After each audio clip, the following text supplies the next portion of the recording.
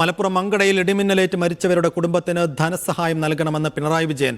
മുഖ്യമന്ത്രിയുടെ ദുരിതാശ്വാസ നിധിയിൽ നിന്ന് ലഭ്യമാക്കാനുള്ള നടപടികൾ ബന്ധപ്പെട്ടവർ സ്വീകരിക്കണമെന്നും പിണറായി വിജയൻ ആവശ്യപ്പെട്ടു. സൈഫ് സൈനുലാബ്ദീൻ വിശദാംശങ്ങൾ നൽകും. സൈഫ്, മുഖ്യമന്ത്രിയുടെ ദുരിതാശ്വാസ നിധിയിൽ നിന്ന് വേഗത്തിൽ കുടുംബങ്ങൾക്ക് നഷ്ടപരിഹാരം നൽകണമെന്ന് പിണറായി ആവശ്യപ്പെടുമ്പോൾ അത് വേഗത്തിൽ നടപ്പാക്കാനുള്ള സാധ്യതയാണോ ഉള്ളത്?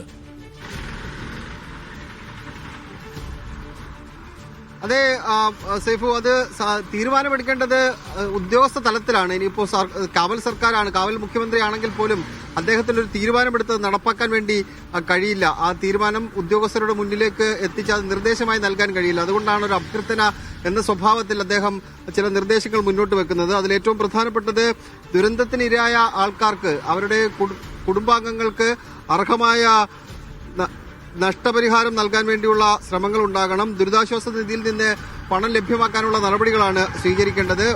പ്രകൃതി ദുരന്തങ്ങളുടെ പശ്ചാത്തലത്തിൽ എല്ലാവരും അതീവ ജാഗ്രത പാലിക്കണം. ഇടിമിന്നൽ മുന്നറിയിപ്പുകൾ ഗൗരവത്തോടെ കാണണം തുടങ്ങിയ അഭ്യർത്ഥനകളും അദ്ദേഹം മുന്നോട്ട് വെച്ചിട്ടുണ്ട്. എന്തായാലും ഉദ്യോഗസ്ഥ തലത്തിൽ ആ തീരുമാനം എടുത്ത് നടപ്പാക്കണം എന്നുള്ള ആവശ്യമാണ് CPM-ന്റെ പോളിറ്റ് ബ്യൂറോ അംഗമായ പിണറായി വിജയൻ മുന്നോട്ട് വെക്കുന്നത്. സൈഫ്. ശരി സൈഫ്.